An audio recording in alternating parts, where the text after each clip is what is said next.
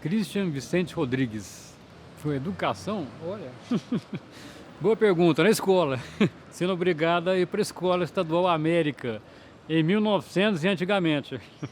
Meu pai me levava na bicicletinha, ou às vezes minha mãe me levava para a escola, atravessando tinha uma avenida que era mais perigosa, né? E minha mãe pegava na minha mãozinha e atravessava, né? Começou aí. Escola Estadual América. Estudei lá 4 anos, primeiro ao quarto, depois fui para a Escola Estadual Abadia. A minha vida é escola estadual, escola pública, graças a Deus, com muita honra. Literalmente sem querer, querendo. Rapaz, se eu te falar que é estranho a gente falar isso, ainda mais como professor hoje, né? Nunca me passou pela cabeça dar aula, ser professor, nunca, mas nunca mesmo. E foi aquelas contingências da vida que você vai acabando chegando por esse momento sem querer. Uma memória que eu me lembro, que nem é de ser professor, que meu avô de consideração, né? Ele era um negão desse tamanho e ele era dos precursores de catar reciclados. Ele catava papel aqui na cidade. E ele tinha amizade com o pessoal de um jornal que hoje não existe mais, um dos jornais mais antigos de Uberaba, que era o jornal Lavoura e Comércio. E ele catava jornal, catava papel, e ele levava tudo que era de livro para mim e para o meu irmão. Então eu pegava livro de biologia, livro de história. Eu me lembro de pegar os livros de história, eu não sabia o que era. Eu, pouco alfabetizado, né? Eu lembro de ver uns nomes estranhos na época. Sabinada, balaiada, o que é isso, né? Depois de formado que fui saber que eram as revoltas do período regencial e tudo mais, né? Só que eu vi aquilo e ficava encantado. Sem querer, virei professor de história. Então foi um caminho que literalmente não foi previsto. Na época que eu estudava na escola, hoje eu vejo que os professores têm mais intimidade com os alunos, é um pouco diferente, né? É um trato mais igual. E eu era muito tímido, então eu era muito receoso de conversar com o professor e tudo mais, né? Então jamais pensei em ser professor.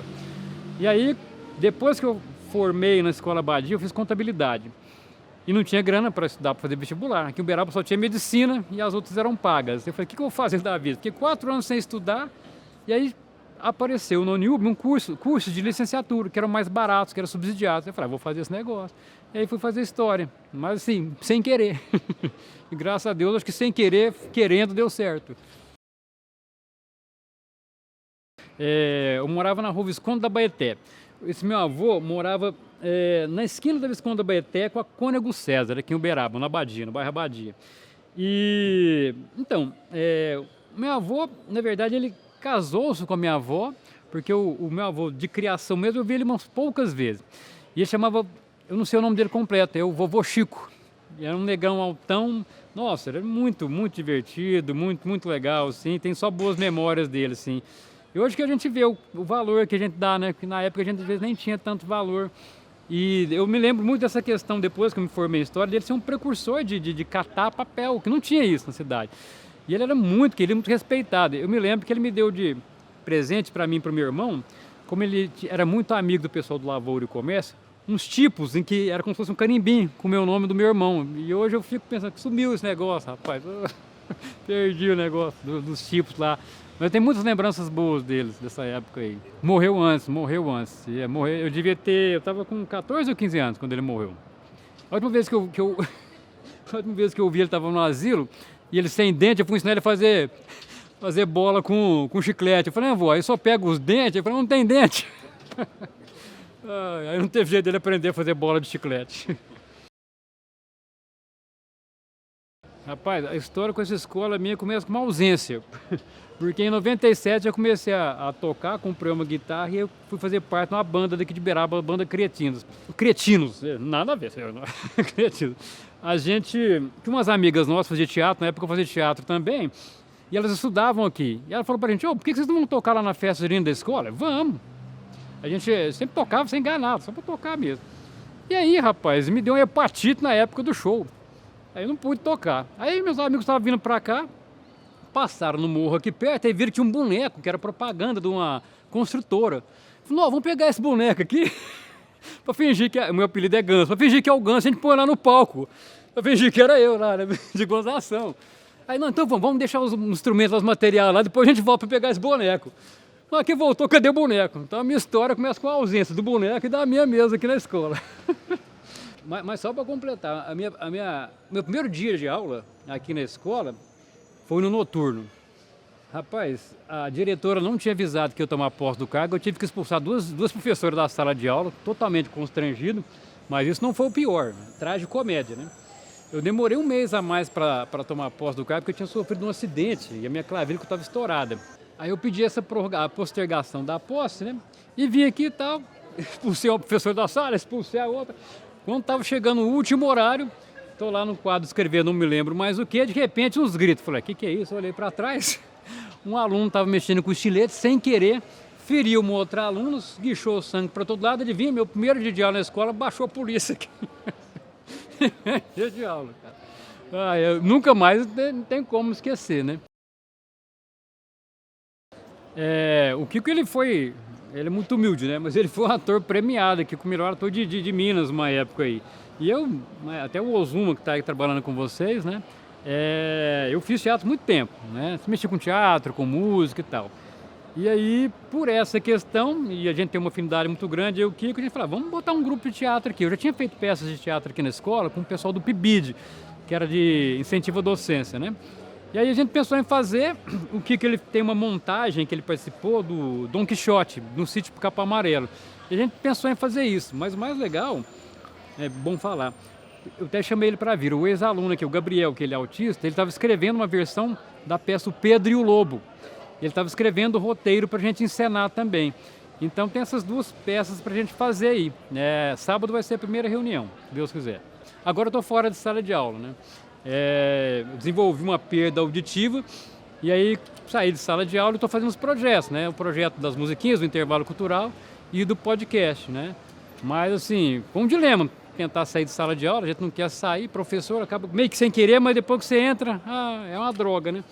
E aí, mas eu tô gostando. E de botar a molecada para trabalhar, igual vocês estão fazendo aí, eles vão narrando o podcast. Eles têm que ser o protagonista da escola, né? Esse que é o legal. Rapaz, a escola é mais que o mundo, cara, porque é engraçado. Sabendo que você estava aqui, eu comecei a refletir um monte de coisa, né? Eu falei, eu preciso falar do futuro da escola, né? Porque o futuro da escola é o futuro do mundo, do planeta, né? Quando a gente começou aqui no PIBID, o supervisor, na verdade o coordenador do PIBID, ele entrou aqui e andou a escola tudo e falou, Cristian, mas a escola não é boa, tem uma estrutura boa, mas ela parece, às vezes, tem uma coisa meio claustrofóbica, tem grade, tem isso, tem aquilo outro. E eu, como já estava aqui há mais tempo, eu nunca tinha me sentido assim, mas depois que ele falou, eu comecei a me atentar por isso.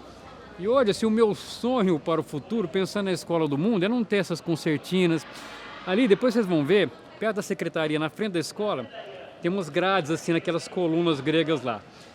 Ali eu não cheguei a ver foto, mas ele tem até a marca de que eram flores plantadas.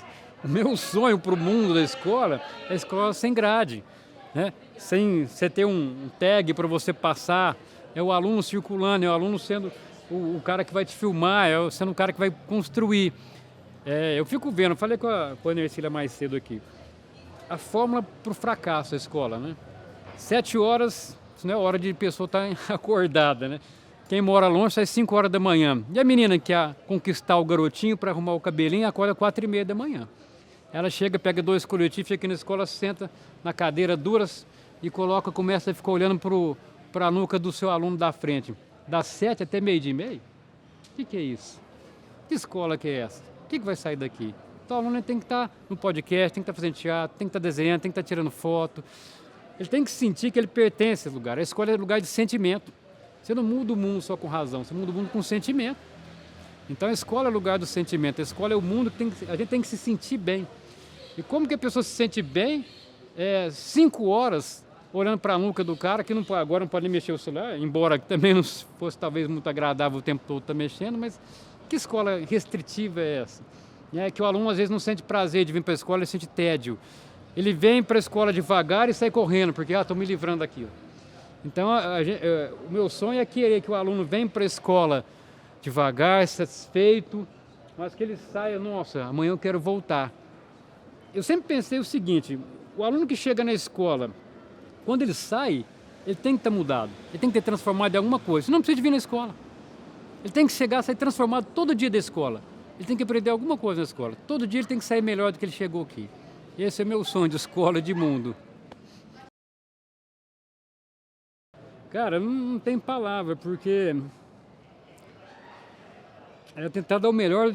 Eu sei que o meu melhor é pouco, mas se cada um der o seu melhor, é muito.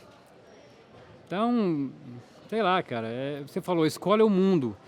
E se você quer um mundo melhor, você tem que estar melhor na escola, você tem que ter o seu melhor. Eu tento dar o meu melhor a cada dia.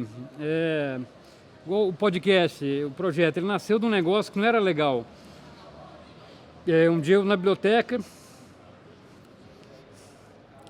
chegou uma aluna e falou, não nesse dia, mas eu fiquei sabendo que ela tentou suicidar. E era setembro, eu falei, cara, isso não pode ficar assim. Um aluno de 16 anos, super inteligente, perspicaz, cheio de vida. Eu falei, isso não pode ficar assim não, cara. E eu falei, eu comecei a pesquisar o tema e vamos fazer um negócio. Aí foi daí que começou o podcast. Um negócio ruim, né, no limão, no clichê do limão, faz uma limonada. E a gente tá caminhando, cara, porque se a escola é o mundo, a escola também representa as coisas ruins que tem no mundo. E se a gente tá na escola, a gente quer mudar o mundo, a gente tem que mudar isso aqui. Parece que é difícil, mas eu levanto todo dia de casa pensando o que eu posso fazer e tendo as minhas ideias malucas, que eu sou muito bom para ter ideia, nem sempre para executar, mas ter as minhas ideias malucas para fazer alguma coisa. Então é o grupo teatro, é o projeto que eu fiz do aluno Nota 10, é do intervalo das músicas, é maluquice, para ver o mundo melhor. Se o mundo está melhor, eu estou melhor no mundo. É uma dialética, é um negócio louco, sei lá. É meio filosófico, transcendental, mas é isso. Engraçado que pode parecer uma coisa, mas então eu não gosto da escola. Vou explicar. Se não fosse essa escola, seria outra. E eu amaria a outra escola como eu amo essa. Teve uma vez que uma professora de educação física amava a escola, adorava. Só que ela saiu pensando que a escola era dela.